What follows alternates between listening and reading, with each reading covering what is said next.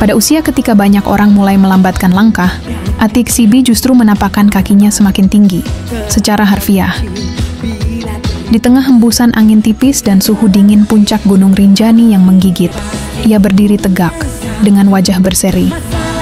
Tangan kirinya memegang papan bertuliskan, Puncak Rinjani 3726 mdpl, seolah berkata, "Aku masih bisa." Atik Sibi, penyanyi legendaris dengan suara khas dan gaya panggung energik, telah lama menjadi ikon musik Indonesia. Tapi kali ini, ia menunjukkan bahwa panggungnya bukan hanya di depan mikrofon, melainkan juga di lereng gunung, di atas bebatuan curam, dan di jalur pendakian yang menguji fisik serta mental. Di usianya yang ke-62 tahun, Atik membuktikan satu hal penting. Usia bukanlah penghalang untuk bermimpi dan bertualang. Keputusan Atik untuk mendaki Gunung Rinjani bukanlah spontanitas belaka. Ia telah lama mencintai alam, dan mendaki gunung bukan pengalaman pertamanya. Tapi Rinjani, gunung tertinggi kedua di Indonesia setelah Kerinci, bukanlah jalur sembarangan. Ia tahu risiko, ia tahu cerita-cerita duka yang terjadi di jalur itu. Tapi ia juga tahu bahwa puncak menyimpan keindahan dan kepuasan yang tak terlukiskan. Maka, ia mempersiapkan diri.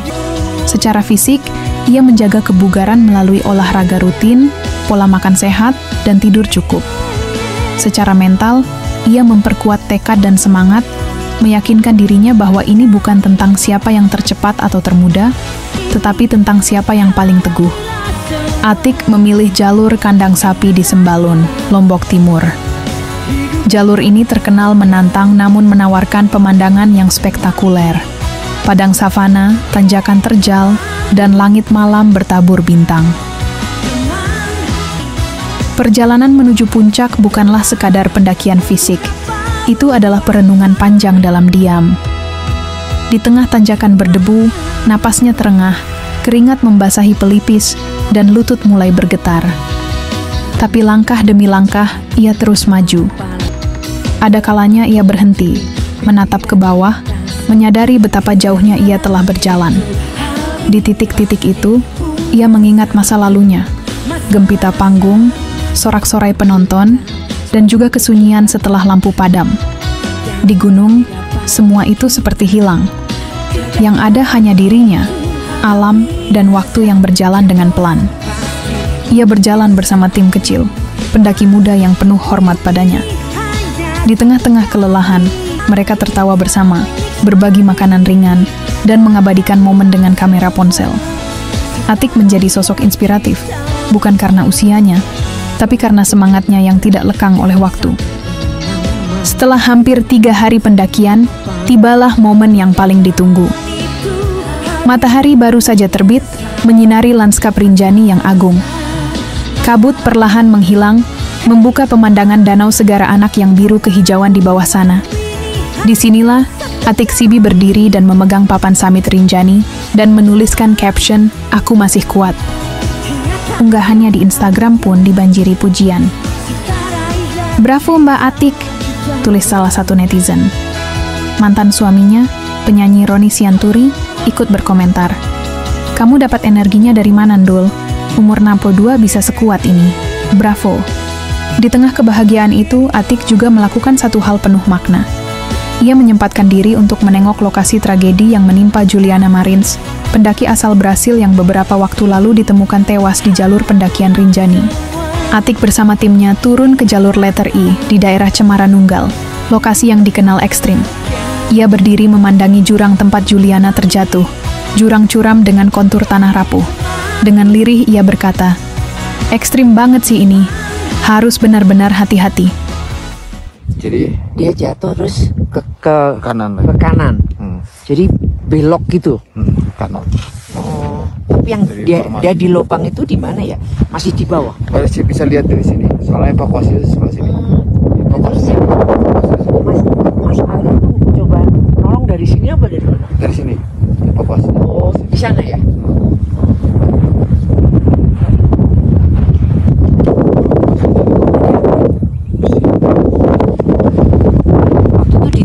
Daerah sini. Betul. Ya puncak. Udah. Di mana evakuasinya, Mas. Nah, evakuasinya di sini. Padahal ini enak untuk istirahat di sini.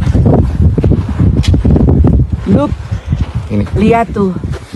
Seperti Ini tempat evakuasi. seperti nggak ada bottom di situ. Mas, hati-hati, Mas. No, Mas. Udah, Mas. Udah, Mas.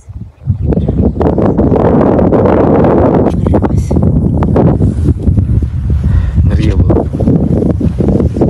Ungkapan Atik bukan hanya sebagai pendaki, tapi juga sebagai seorang manusia yang tahu betapa tipis batas antara hidup dan maut di alam bebas. Kunjungannya itu adalah bentuk penghormatan pada semangat yang gugur dan pada alam yang tidak pernah bisa ditaklukkan sepenuhnya.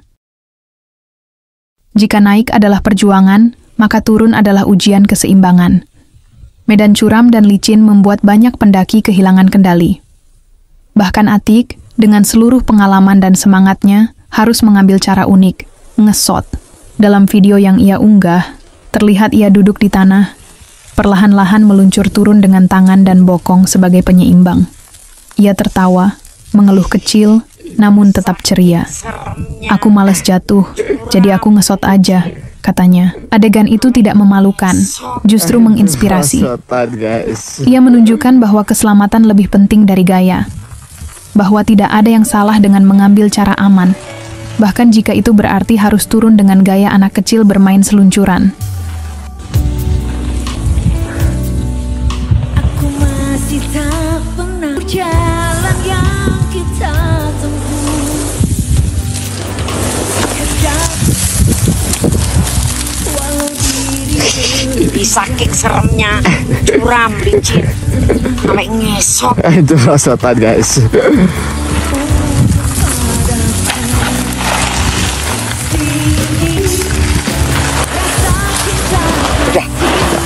Bagi Atik Sibi, mendaki Rinjani bukan hanya soal pencapaian pribadi.